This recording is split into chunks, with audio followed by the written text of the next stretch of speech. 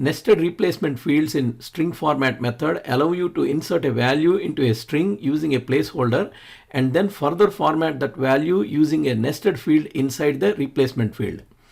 Nested replacement fields are used to dynamically construct format strings and insert values in multiple levels.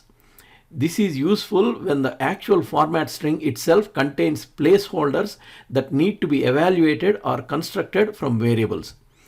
Instead of hard coding values like width, precision, alignment, etc., you can supply them via arguments and let Python substitute them at runtime.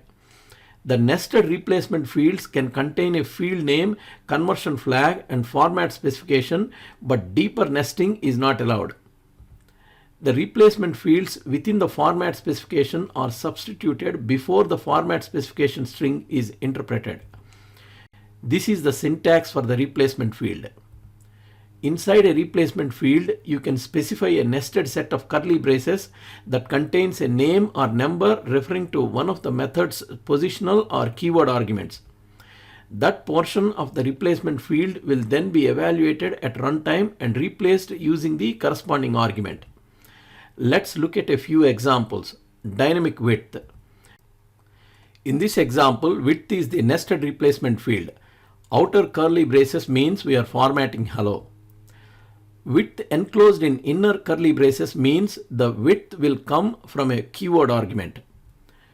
W equal to 10, so at runtime width in the second curly braces gets replaced with 10, which is equivalent to this hard-coded value 10.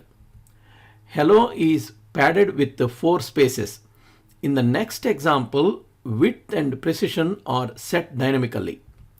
In this example, the field name component of the replacement field is 0, which is the first positional argument whose value is 123.456. This is the value to be formatted. The nested replacement fields 1 and 2 correspond to the second and third positional parameters W and P. These are the width and precision in format specifier and allow field width and precision to be evaluated at runtime. You can use keyword arguments with the nested replacement fields as well. This example is functionally equivalent to the previous one.